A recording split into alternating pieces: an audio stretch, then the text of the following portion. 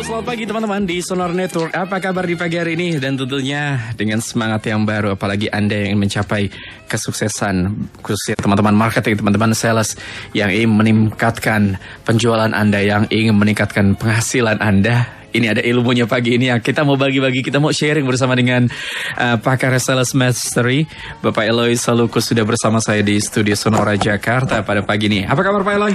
Luar biasa Mas Bima dan teman-teman salesperson di seluruh tanah air. Semua tetap semangat. Dan hari ini kita akan membahas lanjutan dari minggu lalu. Temanya Customer Engagement. Oke. Ya, dan seperti biasa kita akan kembali membagikan 2 buku Mas Bima. Jadi sekarang ini dari minggu lalu kita sudah memberikan komitmen kepada pendengar sahabat Sonora. Kalau Anda mengirimkan SMS, nah itu SMS-nya ke nomor berapa sih Mas Bima? Oke, silakan Anda bisa kirim SMS ke 0812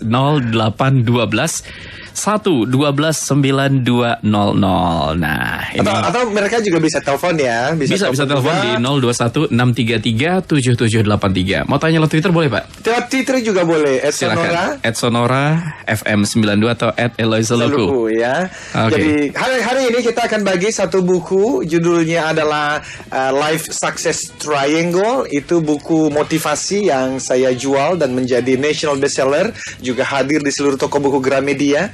Dan yang kedua adalah novel True Story yang dituliskan oleh Mbak AE Albertine Endah yang berjudul Eloy, itu judulnya. Nama saya Perjalanan Ajaib Anak Penyelaman Nias ke Panggung Dunia. Ya. Okay. Jadi kalau Anda mau mendapatkannya, ayo berpartisipasi, berbagi pengalaman. Dan hari ini kita akan teruskan Customer Engagement Mas Bima. Nah, Customer Engagement itu sebetulnya bagian dari rave selling, relationship based and value creation selling. Ini saya bacakan dulu. Itu yang namanya rave seller punya 10 ciri-ciri Mas Bima. Banyak banget Pak ya? Iya. Jadi ada 10. Nanti apa bedanya dengan hard selling, apa bedanya dengan consultative selling, terdapat di dalam 10 ciri-ciri khusus ini. Ya, secara cepat saja karena kita sudah pernah membahas beberapa bulan yang lalu. Rave seller itu melihat prospek sebagai pribadi yang perlu ditolong dan dilayani. Sebaliknya, salesperson di mata prospek itu bukan hanya sekedar seseorang yang sedang mencari jalan untuk menutup sales targetnya, tetapi salesperson dilihat sebagai pribadi yang siap menolong dan melayani, sekaligus ahli dalam bidangnya sehingga patut untuk dihargai, Mas Bima. Yang ketiga, akhirnya hubungan di antara keduanya, antara si salesperson atau account officer atau relationship officer dengan konsumen dan nasabah, itu si konsumen, si nasabah mau dan sedang berbicara dengan salesperson, bahkan meminta atau mengusulkan suatu produk atau layanan baru yang mereka butuhkan agar dibuat di perusahaan tempat salesperson atau si AO bekerja, atau diminta membantu konsumen atau nasabah mendapatkan alternatif solusi terbaik. Oke. Nah, ada 4 itu pembicaraan mereka waktu ketemu nih. Waktu ketemu Mas Bima, pembicaraannya adalah kebutuhan atau afflictions daripada si konsumen. Dan itu bukan hanya afflictions, bukan hanya kebutuhan, tetapi juga aspirationsnya. Apa itu harapan-harapan, cita-cita konsumen, serta solusi terbaik untuk kedua hal tersebut demi kesuksesan konsumen dalam bisnis dan kehidupan. Bahkan Mas Bima, kadang mereka berbicara bukan hanya sekedar produk atau jasa, tetapi sudah berbicara mengenai hal-hal yang pribadi. Konsumen sudah mau berbicara hal-hal pribadi karena dia sudah punya kepercayaan yang cukup tinggi kepada si AO, RO atau si salesperson ini. Kelima, secara cepat, tenaga dan waktu daripada salesperson dihabiskan untuk memahami kebutuhan dan harapan konsumen, di mana perlu si salesperson memberikan masukan sambil terus memperdalam atau memperkuat dialog serta hubungan saling percaya, termasuk, nah ini penting, termasuk bila solusi terbaik untuk kebutuhan konsumen adalah barang kompetitor. Oke. Nah, yang keenam, indikasi kesuksesannya kalau untuk hard selling dan consultative selling itu hanya sales target tercapai saja. Kalau ref selling, betul sales target penting sekali. Harapan adanya transaksi penjualan yang saling menguntungkan penting sekali. Tetapi tidak kalah penting yang merupakan sisi mata uang dari selling mata uang yang lain adalah hubungan saling percaya. Jadi KPI-nya termasuk di dalamnya adalah mengukur customer relationship capital. Ya, bagaimana hubungannya dengan si nasabah. Yang ketujuh, pengetahuan yang dimiliki, dia memahami bisnis sendiri, produk dan jasa yang ditawarkan, memahami bisnis konsumen, termasuk produk dan jasa kebutuhannya, tetapi tidak terbatas pada itu. Dia juga mengerti kebutuhan daripada dia mengerti juga bisnis dari kompetitor, bahkan substitusi daripada produk dan jasa yang diberikan, dan tidak kalah penting, dia bahkan mengerti, memahami tren pasar, makro mikroekonomi, aturan perundangan dan sebagainya. Ini adalah memang reseller ini adalah yang terpandai, pinter daripada orang-orang sales di pasar. Dan yang kedelapan, harga tidak lagi menjadi yang paling utama di dalam dia jualan karena sudah ada hubungan baik. Yang kesembilan, kepercayaan dirinya tinggi sekali. Kenapa? Karena dia yakin pada kemampuannya di dalam melayani dan menolong customer-nya, yang mencintai pekerjaannya. Dan yang terakhir adalah filosofi dasarnya. Beda sekali. Filosofi dasar dari hard selling itu berhasil meraih target penjualan. Self-focus. Tetapi juga di dalam consultative selling, sekalipun di dalamnya ada berbagai macam teknik dan taktik, itu pun juga hasil akhirnya berbicara mengenai penjualan, meraih target, self-focus, tetapi di dalam reseller berhasil membantu dan melayani konsumen untuk meraih kesuksesan bisnis, customer focus, dan disitulah ujungnya tercipta customer engagement. Itu reselling. Nah, minggu lalu dan nanti kita juga akan review bagaimana menurut hasil studi research daripada Gallup, research yang memberikan ada 4 hal dimensi bagaimana membangun yang namanya customer engagement. Gitu, Mas Bima. Oke, jadi itu tadi banyak sekali ya ciri-cirinya. Nah, kalau ada di antara yang datang ke Anda, mungkin ya Anda sebagai customer atau Anda sebagai klien begitu ya. Dengan ciri-ciri tadi, wah Anda pasti tahu ini pasti reseller nih. Gitu ya. Atau kalau yang langsung jualan, ini yang langsung jualan gitu ya. Ini bukan bantu saya nih gitu, gaya lama nih. Nah, tapi banyak sekarang yang menerapkan gaya-gaya baru. Nah, tadi salah satunya dengan kalau Anda belum memiliki ciri-ciri tadi, ayo coba diterapkan begitu ya. Dan ini sudah ada pertanyaan dari teman-teman dan sahabat-sahabat semua yang minggu lalu mungkin belum sempat terjawab juga. Ya. Kita akan sampaikan nanti pertanyaan Anda.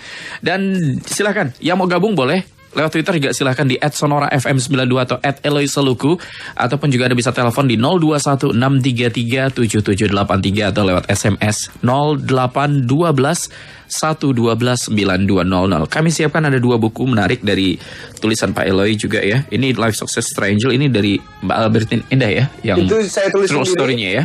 Lalu yang perjalanan hidup saya dari Gubuk Jakarta Melbourne sampai hari ini itu judulnya Eloy ya. Eloy. Novel True Story. Ya. Oke, ini karangan Mbak Albertine Indah dan juga karangan dari Pak Eloy Seluku, Life Success Triangle. Ini juga tentu saja menarik untuk Anda cermati. Anda pengen mendapatkan buku ini, silakan bisa kirim pertanyaan atau SMS ke 0812-112-9200 atau bisa lewat telepon 0216337783. Pak Eloy, nah ini ada pertanyaan dari Mulyayati. Ya. Apakah training motivation efektif untuk meningkatkan penjualan nggak sih Pak? Bagus sekali pertanyaannya, Bu. Yes, sampai level tertentu. Yes, sampai level tertentu. Tetapi motivasi itu menurut Jack Welch di dalam bukunya yang berjudul The Winning, yang ditulis bersama dengan istrinya Susie Welch. Ini adalah buku yang beliau menceritakan perjalanannya selama 17 tahun memimpin GE, General Electric. Dan kita tahu GE itu punya visi yang sangat kuat bahwa GE hanya boleh menjadi nomor 1 atau minimal nomor 2 di industrinya. Kalau nomor 3, dia harus ditutup. Usaha unit bisnis itu harus ditutup.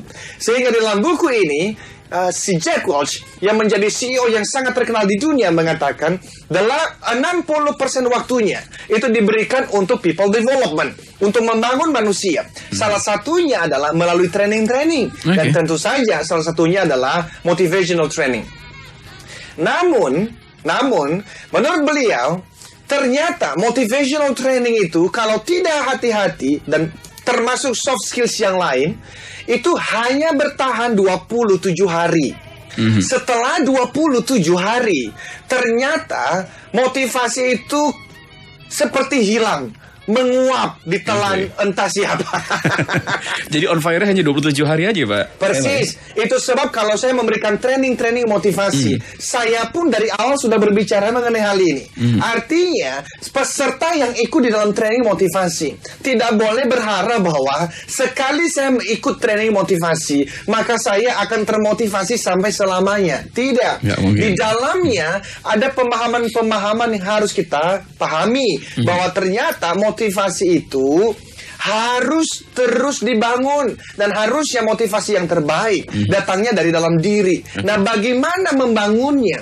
Itu ada lingkarannya, Bu. Tapi yang paling penting adalah apa yang Anda baca, apa yang Anda tonton, apa yang Anda dengar, dan teman-teman terbaik Anda itu mempengaruhi pikiran, keyakinan, dan perasaan Anda. Dan ini ternyata mempengaruhi motivasi-motivasi Anda. Bahkan yang kedua yang paling penting adalah yang kita sebut sebagai self-talk. Banyak orang-orang yang tidak secara sengaja membuat self-talk, afirmasi, atau mantra untuk dirinya sendiri. Sudah terbiasa mengatakan kalimat-kalimat yang kurang produktif. Contoh, bangun pagi tanpa sengaja atau sengaja ngomongnya, ya kerja lagi. Ini adalah kalimat-kalimat yang menghancurkan motivasi di pagi hari. Dan kalau Anda sudah memulai dengan, ya kerja lagi, sudahlah Bu, sudahlah Pak, jangan berharap mendapatkan motivasi yang cukup untuk bekerja memberikan yang terbaik sepanjang hari itu. Kenapa tidak memulai dengan afirmasi positif, memulai dengan mantra yang lebih baik, doa yang lebih positif? Kalau saya afirmasinya adalah, this is the day I will do my best. Ini adalah hari di mana akan kuberikan yang terbaik. Nah, tentu ada filosofi di belakang mantra ini. Filosofinya adalah bahwa mungkin esok aku belum tentu masih hidup. Ini hari di mana akan kuberikan yang terbaik. Dengan mengatakan hal begitu, muncul satu motivasi. Ketika saya turun dari ranjang, itu saya tidak ada waktu untuk mengasihani diri. Nah, jadi pertanyaannya, apakah motivasi penting?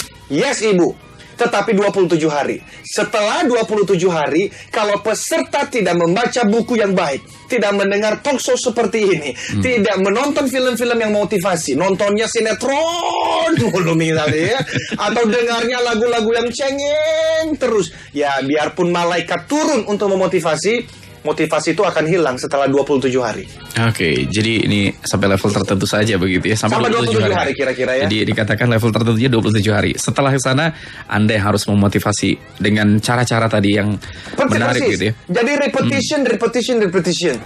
Yang saya usulkan adalah di dalam perusahaan yang menginginkan semua orang punya motivasi, itu sebetulnya berbicara juga mengenai manajemen sistem. Seseorang diharapkan untuk termotivasi, tetapi dia nggak ngerti yang namanya dia datang pagi, tidak pernah terlambat, lalu dia pulang juga paling malam, tetapi ternyata remunerasi, ternyata reward yang dia dapatkan sama saja dengan orang yang selalu terlambat. Ini kesalahan perusahaan, bukan kesalahan karyawan. Karyawan itu kalau diberikan peluang untuk malas, ya malas. Kalau diberikan sistem yang baik untuk dia perform, ya dia performing. Itu sebab misalnya di Capstone Consulting Performance kami berbicara mengenai itu. Sistem manajemen. Kenapa? Karena setelah saya menyampaikan motivasi, sales training, coaching dari tahun 2004 sampai hari ini, ada klien saya yang ngomong, Mas Bima, kenapa kok hasilnya tidak maksimal ya? Jelas. Kalau mau hasilnya maksimal, put on your best system. PDCA-nya mesti jalan, balance scorecard-nya mesti ada, semua harus diukur dengan baik. Yang namanya seorang diberikan reward, itu kalau dia melakukan X, dia akan diberikan sesuatu yang tidak ada rewardnya, bahkan dia diberikan teguran kalau dia melakukan Y. Semua harus terukur. Jika tidak, manusia yang termotivasi pun akan tergoda untuk menjadi tidak termotivasi dalam bekerja. Disiplin itu adalah sebuah budaya. Budaya itu dibangun berdasarkan nilai. Nilai itu dibangun jika sudah ada sistem-sistemnya. Nah, itu adalah tanggung jawab manajemen dan perusahaan. Oke. Kita masih akan bahas tentang customer engagement di pagi ini. Teman-teman di Sonora Network yang mau bergabung silakan. Masih kami tunggu untuk Anda yang bergabung di pagi hari 0812 9200 0812 112 9200 atau Twitter kami di @sonorafm92 atau juga bisa lewat telepon di 0216337783. Masih di acara Sales Mastery with Eloy Saluku.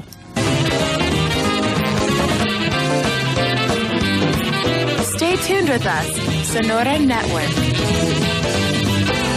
Ada 2 buku dipersembahkan oleh Pak Eloy Saluku untuk Anda para sahabat-sahabat semua. Jadi ini tentang buku Life Success Triangle dan juga True Story tentang perjalanan hidup Pak Eloy. Nah, ini menarik untuk Anda bisa dapatkan. Silakan Anda bisa bergabung di acara Sales Master with Eloy Saluku pada pagi hari sampai dengan pukul 8. Pak Eloy, dari ada pertanyaan minggu lalu, ini menarik juga nih Pak Eloy dari Ibu Yuliana. Ya. Nah, ini beliau dari Alliance nampaknya ya. Pak Eloy, jika saya sudah memberikan super best price dan full service, kadang beberapa klien saya ini masih ada yang belum percaya nih Pak Eloy. Apalagi customer masih dapat tawaran yang lebih rendah, namun sudah dikenal tidak full service. Gimana nih Pak mengatasi kondisi yang seperti ini? Ya, di dalam marketing, di dalam sales, di dalam bisnis ada satu kata yang sangat penting. Namanya adalah perception. Persepsi. It is always about perception. Okay. Jadi kadang seorang salesperson, seorang agent, seorang AO mempersepsikan bahwa dia sudah memberikan yang terbaik. Dia sudah punya produk dengan bunga, dengan manfaat yang terbaik bagi customer. Tetapi belum tentu customer mempersepsikan yang sama. Yeah. That's the challenge. Okay. Itulah tantangannya. It is not about what you perceive. It is not about your perception. It is about the mind of the customer. Bukan persepsi Andanya yang paling penting. Yang paling penting adalah apa yang dipersepsikan oleh si customer. Si customer. Okay. That's the challenge. Dan jadi itu sebab saya selalu mengatakan the war is not price war, but in the mind of customer. Peperangan yang paling besar bagi bisnis dan penjualan bukan peperangan harga, tetapi peperangan di dalam pikiran si customer. Jadi jawaban saya dari itu adalah how do you know? Make sure dulu bahwa apa yang Anda persepsikan itu dipersepsi oleh si customer. Karena kalau customer mempersepsikan seperti hal yang Anda persepsikan, seharusnya dia membeli dari Anda, bukan? Nyatanya tidak, dia membeli daripada orang lain. What happened? Kenapa? Karena persepsi dia adalah yang lain lebih baik, lebih menguntungkan, lebih ada value-nya buat dia. Seperti itu, Mas Bima. Oke, jadi ini paling tidak ini harus jadi introspeksi buat diri sendiri Pak, untuk melayani lebih baik lagi. Itu sebab namanya itu kan harusnya ada survei, ada survei. Nah, salah satu survei, dan ini kita masuk ke apa yang minggu lalu kita sudah mulai bahas ya. Ini mengenai apa yang dilakukan oleh Gallup Research ya. Dia mengatakan bahwa supaya customer engagement itu bisa ada 4 dimensi dia bilang. Dimensinya apa saja nih Pak? Dimensi yang pertama adalah confidence. Apa itu confidence? Confidence itu bahwa Anda dapat membuat diri Anda dipercaya. Trust. Apakah Anda atau nama Anda adalah nama yang dapat dipercaya? Nah, ini kita sudah berbicara juga beberapa waktu yang lalu, tapi bahwa you are a brand.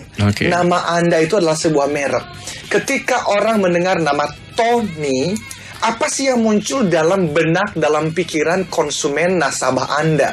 Apakah Tony yang bisa dipercaya, ataukah Tony yang selalu melanggar janjinya? That's confidence, ya. Jadi nama Anda adalah sebuah merek. Jadi sebagai seorang salesperson, kalau di survei, klien-klien Anda akan mengatakan Tony adalah orang yang dipercaya. Itu adalah dasar dimensi pertama dari yang namanya how to build customer engagement. Do they trust you?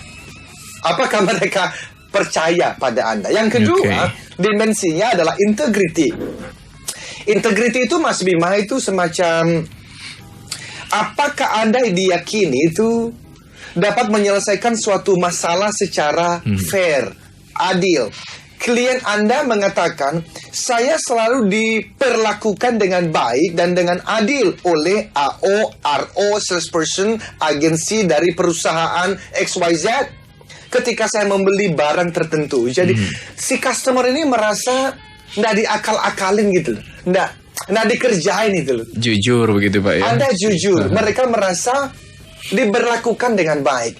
Nah, itu hanya bisa terjadi kalau kita sepakat dulu bahwa selling is always about giving and serving, memberi dan melayani. Jadi itu baru muncul namanya integrity. Yang ketiga, menurut studi dari ini studi yang sangat besar, Gallup Research ini berbicara mengenai pride. Pride itu adalah memperlakukan dengan respect. Anda juga jadi gimana ya? Konsumen nasabah itu diberlakukan dengan sopan. Produk Anda bisa baik, jasa Anda, bunga Anda bisa rendah, tetapi kalau si nasabah merasa tidak diberlakukan dengan baik, mereka juga nggak punya pride. Makanan yang Anda jual di restoran bisa yang terenak di Jakarta, tapi kalau saya ke sana ternyata orang-orang yang bekerja di sana tidak menyambut saya dengan baik, maka juga saya tidak ada pride. Yang terakhir, dan inilah yang paling tinggi di dalam studi daripada Gallup Research, adalah patient. Patient itu kira-kira artinya adalah aku tidak dapat hidup tanpanya. Jadi ini kalau sudah ada seorang salesperson, seorang insurance agent, seorang AORO, si nasabah akan ngomong begini. Kalau tidak dengan dia, saya nggak mau. Saya nggak mau bertransaksi. Itu udah yang paling tinggi, ada customer engagement di dalamnya. Now, apakah ini sesuatu yang mudah untuk dijalankan? Saya masih berbicara kepada teman-teman yang ada di luar sana, yang menjalani profesi sales hari-harinya. Aku tahu pergumulan hidup. Karena mereka akan ngomong gini, Mas Bima, Loy, lu enak aja ngomong. Saya itu dikejar target setiap hari, Loy. Saya itu dikejar target setiap minggu dan setiap bulan. Gimana saya bisa membangun confidence? Bagaimana mungkin saya bisa membangun integrity? Bagaimana mungkin saya bisa membangun pride? Bagaimana saya bisa mungkin membangun patience? Padahal saya dikejar, mesti closing terus. Closing. Kalau saya tidak closing dalam 3 bulan, Loy, gua kehilangan kerjaan nih. Well, saya mengerti, saya memahami. Nah, kenapa kita mesti ngomong begini, Mas Bima? Karena saya kok khawatir ada teman-teman yang sinis mendengar kita. Karena mereka merasa it's not applicable. Ini it's not doable. Ini enggak, Loy, it is good, ini baik, tapi ternyata pengalamanku membuktikan tidak bisa. Well, hati-hati dengan mindset Anda dulu. Tetapi saya juga mesti mengingatkan kepada manajemen setiap perusahaan. Rave selling itu membutuhkan KPI yang berbeda. Bahwa KPI-nya adalah menutup dan closing sales tertentu, yes. Kenapa kok mesti ada? Iya, karena teman-teman AO, RO, dan salesperson ini, kalau tidak diberikan target yang jelas, belum tentu juga sih mereka mau kerja dengan benar. Bisa aja juga tuh mereka katanya visit, tapi ternyata mereka lagi ngopi-ngopi. Bisa aja. Perusahaan padahal bayar loh. Sehingga memang mesti ada target angka tertentu. Saya setuju. Tetapi jangan hanya berhenti di sana. Mesti juga ada, itu KPI-nya berdasarkan relationship capital. Apa itu? Mesti diukur tuh customer engagement-nya sejauh apa. Nah, ini bisa dilakukan dengan 3 hal. Baik, nanti 3 hal akan disampaikan berikutnya, Pak. Kita mau tanda waktu dulu berikutnya, Pak. Tetap bersama kami, teman-teman dan sahabat-sahabat Sonora. Ini menarik loh. 3 hal berikut ini yang mungkin dikatakan, gimana mungkin saya tiap hari 24 jam harus kejar setoran, harus tutup, harus closing. Gimana caranya? Siap, nanti ada informasi dekat. Tetap bersama kami, tetap di Sonora Network. Stay tuned with us, Sonora Network. Oke, Pak Eloy, tadi sebelum kita break ada 3 hal yang applicable gitu tadi untuk menyampaikan tadi. Saya kan 24 jam non-stop harus di luar cari target begitu kan. Harus terus closing. Gimana nih tadi yang dikatakan 4 dimensi untuk confidence, integrity, pride, dan passion bisa saya raih. Gimana caranya, Pak? Justru ini adalah usul saya kepada manajemen. Tadi kita berbicara mengenai KPI bahwa orang-orang sales AORO kita dinilai berdasarkan generating salesnya. Ya, tetapi bisa juga justru dari kita berbicara mengenai capital relationship capitalnya. Apa yang dilakukan? Yang pertama adalah itu bisa di random sih, bisa di random. Jadi ketika mereka di review, kita bisa bertanya itu sejauh apa hubungan mereka. Kalau dia metric misalnya. Dia mengatakan, saya kenal nih dengan Dokter Budi. Oh ya, oke, kenal dengan Dokter Budi.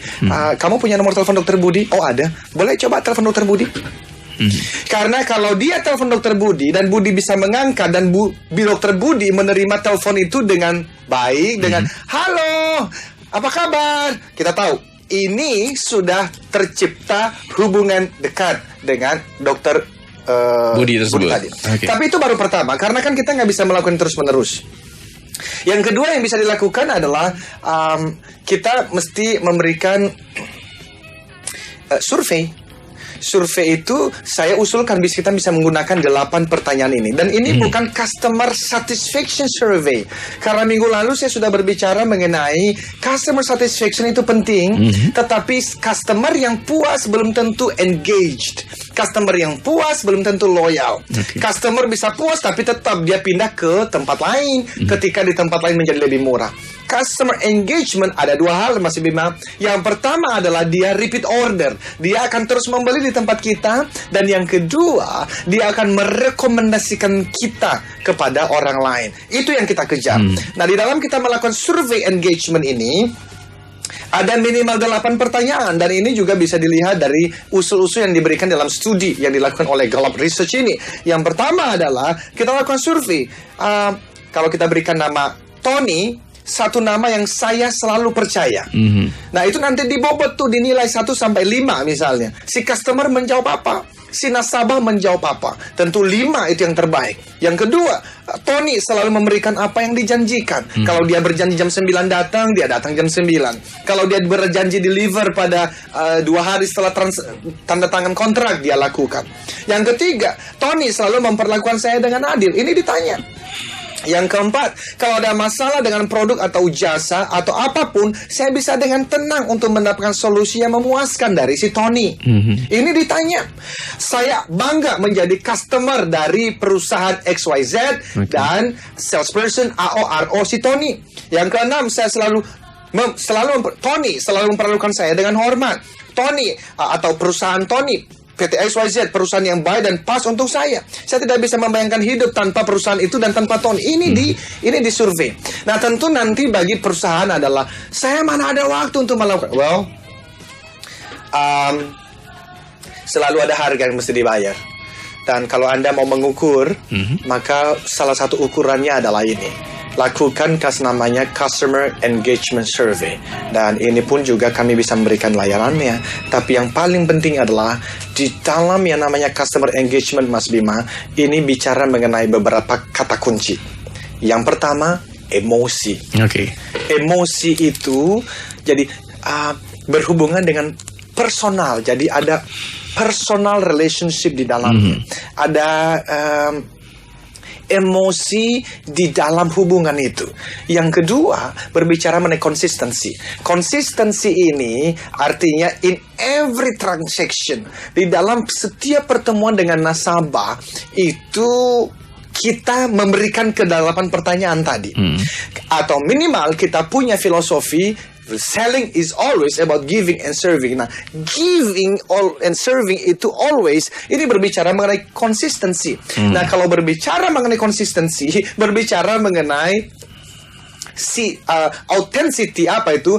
Authenticity itu adalah satu genuinitas, otentik, asli, tulus. Karena kalau dia berpura-pura, dia tidak bisa selalu memberikan yang terbaik.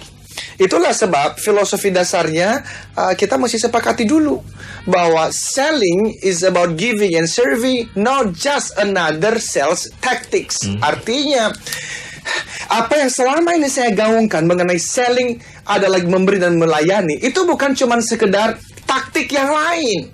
Karena kalau cuma sekedar taktik, kita kembali saja pada consultative selling. Di consultative selling itu sudah banyak taktiknya. Tapi namanya taktik, Mas Bima, itu tidak tulus. Taktik itu hanya taktik. Hanya untuk membuat customer membeli dari saya. Apakah saya betul-betul secara tulus mau menolong, membantu customer saya? Tidak. Jadi saya mengatakan, selling is about giving and serving, not just another sales tactics, but a lifestyle. Ini adalah lifestyle. Kalau dia sudah menjadi lifestyle, maka dia bisa konsisten, dia bisa otentik, dan itu justru menjadi pertanyaannya. Karena pertanyaannya adalah, How? Gimana caranya? Karena saya hari Jumat yang akan datang ini, Mas Bima, saya akan berbicara di salah satu bank terbesar di Indonesia ini. Para AO dikumpulkan. Dan saya akan berbicara mengenai hal ini. Sebetulnya adalah isunya, they know what to do. Mereka tahu apa itu yang namanya customer engagement. They know it. Mereka bahkan klaim mereka tahu apa yang mesti dilakukan. Masalahnya adalah nggak ada waktu untuk melakukannya. Well, is that true? Apakah itu betul? Karena pada ujungnya adalah saya percaya kalau dia pegang 100 account, dia memang tidak ada waktu. Tetapi kan kita bisa pakai hukum Pareto minimal. 20 dari 100 itu adalah 20 nasabah yang mendatangkan 80% keuntungan. Fokuslah kepada yang 20 itu ya. Namun pertanyaannya justru begini loh. Saya yakin sekali hanya mungkin 1 dari 10 customer, 10 salesperson, 10 AO dan RO yang betul-betul tuh ya sudah memahami konsep ini, sudah menerima konsep ini, sudah menghargai konsep ini, dan mungkin bahkan hanya 2 dari 100 orang yang betul-betul menghidupinya. Kenapa, Mas Bima? Karena it is a paradigm shifting. Ini perubahan paradigma dari yang kita sudah terbiasa mengatakan, yang namanya bisnis dan selling itu utamanya ya profit, nggak ada yang lain. Saya mengatakan bahwa yes, profit penting. Yes, pertumbuhan perusahaan penting. Kenapa? Karena kalau tidak punya profit, tidak bertumbuh dengan gimana bisa memberi dan melayani customer. Jadi yang namanya profit dan business growth itu sangat penting. Namun, itu bukan yang utama. Itu adalah sisi kedua dari mata koin. Mata koin yang pertama justru yang saya katakan adalah giving and serving. Itu sebab saya selalu mengatakan, salesperson yang hebat, dia akan bangun pagi dan berkata, saya bisa menolong siapa hari ini. Customer yang standar mediocre, dia akan sibuk mencari leads dan berkata, saya bisa jualan pada siapa hari ini. Bahkan kalau dibuat lebih apa adanya, mereka ngomong begini, siapa korban hari ini? Nah, itu yang sedang kita lakukan. Jadi ini adalah paradigm shift.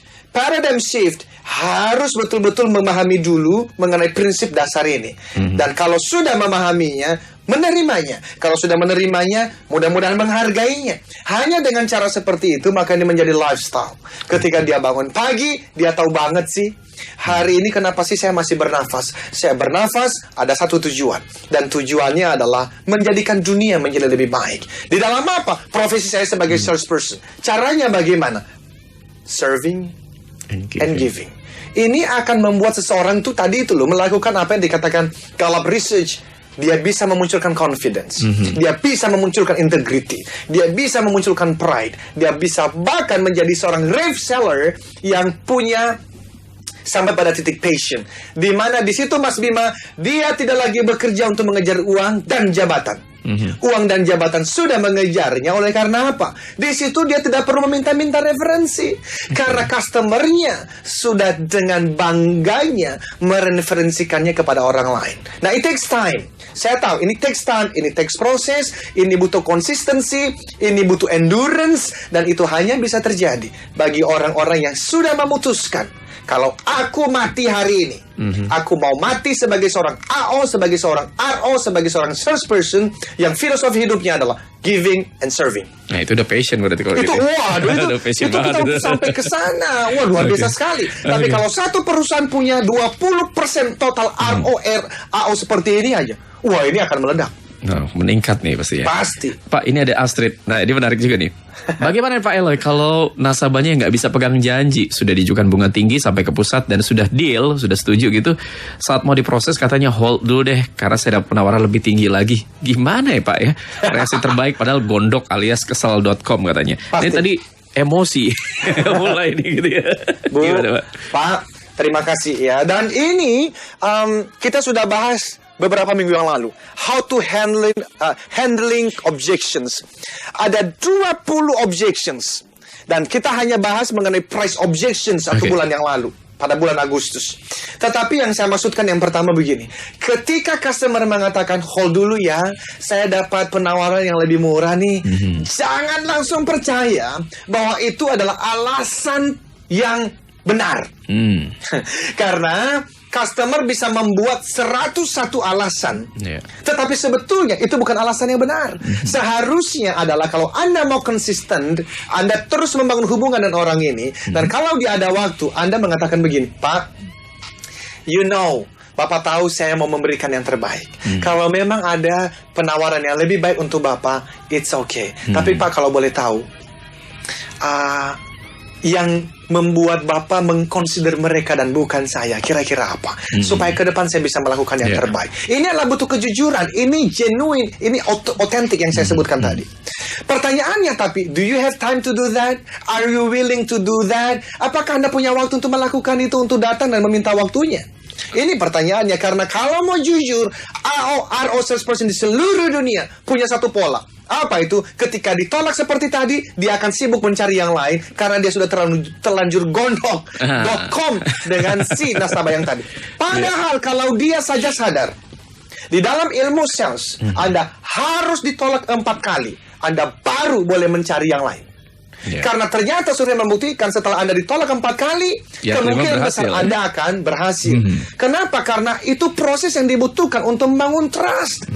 Keempat ditolak itulah proses untuk membangun confidence.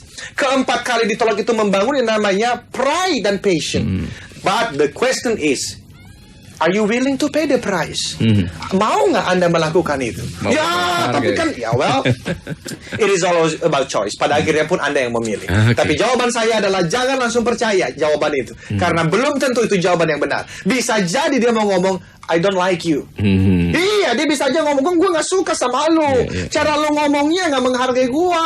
Cuman kan dia gak ngomong begitu. Yang paling gampang dia ngomong, saya dapat penawaran lebih murah. Padahal belum tentu itu. Mungkin saja mereka gak suka Anda. Oke, itu ya Mbak Astrid. Coba ditanya, reasonnya apa? Oke, kita break dulu sejenak. Nanti kita masih akan lanjutkan kembali. Saya masih ada pertanyaan dari Pak Anthony. Nanti saya akan teruskan ke Pak Eloy di pagi ini. Tetap bersama Sonora Network.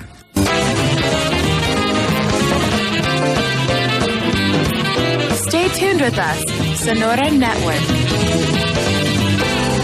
Ya, masih ada 2 orang nanti akan mendapatkan buku dari Pak Eloy Seluku di acara Sales Mastery with Rev Selling. Nah, ini saya bisa katakan Rev Selling ini ilmu paling tinggi kali dari sisi penjualan. Karena tadi giving and serving. Orang beri dulu baru dapat gitu ya. Iya. Jangan take and give, tapi give dulu. Give dulu. Ini Tetapi ini melawan natur manusia, Mas Bima. Itu sebab tadi saya bilang hanya mungkin 1 dari 10 orang yang mau menjalaninya. Karena kita itu maunya sukses instan. Ini mungkin 1-2 tahun kelihatannya tuh nggak ada hasil yang maksimal. Tetapi dari apa yang saya lihat orang-orang yang melakukannya, justru ini adalah strategi terbaik untuk jangka panjang. Setelah 3 tahun, saat ini kami di Capstone itu nggak pernah lagi ngetok-ngetok pintu. Kami udah cukup sibuk untuk melayani customer, klien-klien yang minta training sana-sini, coaching dan konsultansi sana-sini. Dan saya pikir itu karena apa yang saya sampaikan ini, saya berusaha menghidupinya. Jadi kalau seseorang mengatakan, oh saya seorang rev seller kok, saya memberi dan melayani. Tapi coba lihat kehidupan sehari-hari. Dia itu ngomongin orang lain, dia menjelekkan orang lain. Sebetulnya orang ini belum menjadikan giving and serving sebagai lifestyle-nya. Lifestyle itu adalah the whole you. Bahwa memang you hidup itu untuk apa? Memberi dan melayani sudah. Tetapi kalau Anda kelihatan melayani di depan customer dan Anda membicarakan keburukan orang lain di belakang, you are not a rev seller. Rev seller is a whole you, di mana Anda hidup setiap hari hanya untuk tujuan ini. I want to give, I want to serve. Apakah itu Anda tidak butuh profit? Profit itu harus. Gimana you bisa memberikan dan melayani? Apalagi tadi ada pertanyaan Pak Christian tentang entertainment. Customer engagement, apakah harus dijalin dengan sering entertain customer? Apalagi entertainnya di tempat-tempat itu ya, Pak Christian. Pak, jawaban saya yes or no? Yes and no. Yes-nya adalah karena saya bertemu dengan teman-teman yang melakukannya dan ngomong ke saya begini, Loy, you kalau transaksi dan deal dengan perusahaan ini dan itu harus entertain mereka. Wow, it is all ini tentang budaya sih. Dan ini juga mengenai prinsip hidup dari seorang salesperson. Oke. Saya nggak bisa ngomong banyak nih Mas Bima, karena temanku ngomong, loh ini saya lagi bidding 10M nih. Dan kalau saya tidak bawa dia ke tempat pijat nih, saya nggak bisa dapat nih. Karena bapak ini sukanya ke sana. Ada yang dibawa sampai ke Singapura, Mas Bima. Hanya untuk apa? Entertaining yang begituan. Wow, ini udah berbicara mengenai personal values. Ini nilai-nilai pribadi Anda. Kalau Anda menjalani hidup 10M yang terpenting, Anda akan melakukan entertaining ini. Kalau Anda merasa bahwa, well, ini penting sih, tetapi kok hati nuraniku itu kok kayaknya kok gelisah ya. Karena di dalam success triangle itu ada 3 pilar, Mas Bima. Personal mastery, interpersonal mastery, spiritual mastery. Nah, spiritual mastery berbeda dengan religiositas. Okay. Spiritual mastery tidak berbicara mengenai agama atau kepercayaan tertentu. Saya selalu mengatakan, selama Anda yakin ada kuasa yang lebih tinggi dari manusia dan Anda berpegang pada kuasa itu, that's what we call spiritual. Namun spiritual berbeda dengan religiositas. Religiositas adalah itu perilaku agamawi, ritual. Orang bisa ritualnya begitu baik, Mas. Doa, puasa, memberikan sedekah, dan berbagai macam. Tetapi apakah menjamin spiritualnya baik? Belum tentu, Mas Bima. Spiritual itu adalah ketika...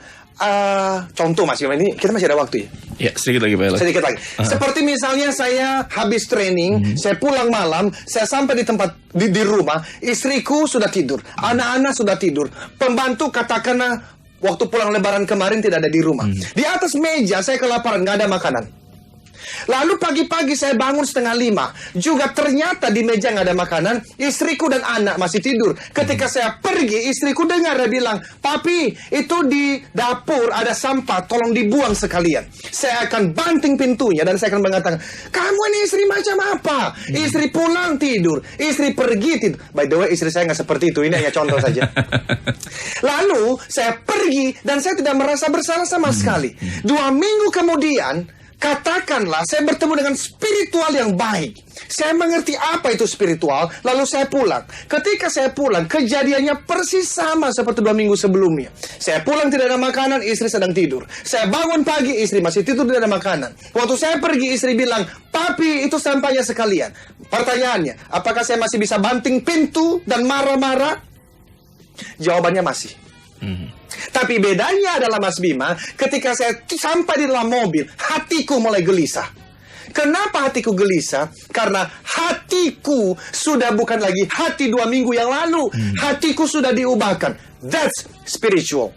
Jadi, kalau berbicara dengan pertanyaan Pak Christian, Anda mengentertain dengan sekedar main golf, silakan. Anda mengentertain sekedar mereka membawa nonton olahraga yang mereka suka, silakan. Tapi kalau ke-entertain yang dimaksudkan adalah entertain macam yang lain, silakan saja.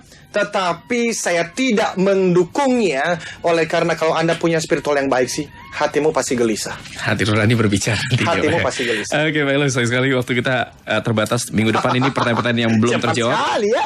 Saya akan sampaikan kepada Pak Eloy masih tentang customer engagement yang menarik banget nih untuk teman-teman dan para sahabat-sahabat semua. Kayaknya pengen semuanya berkembang, pengen usahanya bertumbuh nih Pak Eloy ya. Pasti, dan kemungkinan besar minggu depan kita dapat bintang tamu yang sangat luar biasa, Ibu Irene Wusan. Beliau akan berbagi lebih kepada how to namanya itu retain your best employees atau your best sales people. Oke. Bagaimana mempertahankan orang-orang sales terbaik Anda. Baik, ini menarik. Besok bisa ikutan minggu depan ya perbincangannya di hari Rabu. Dan 2 orang yang beruntung mendapatkan buku Pak Eloy. Selamat untuk Astrid yang tadi kesel.com. Mudah-mudahan gak kesel lagi setelah baca buku Pak Eloy ya. Iya. Kemudian Pak Antoni yang pertanyaan belum saya jawab nih, mungkin nanti minggu depan akan Minggu saya depan teruskan kita ya. bahas, Pak Antoni. Bagus sekali Selamat untuk pertanyaannya. Pak Antoni dan juga Astrid. Nanti bukunya bisa diambil di Radio Sonora. Terima kasih Pak Eloy untuk waktu bersama kita di pagi ini di Terima acara kasih. Sales Mastery. Yes. Saya Bima. Saya Eloy katakan, Yes, yes I I can. can. Salam sukses, Triangle. Triangle.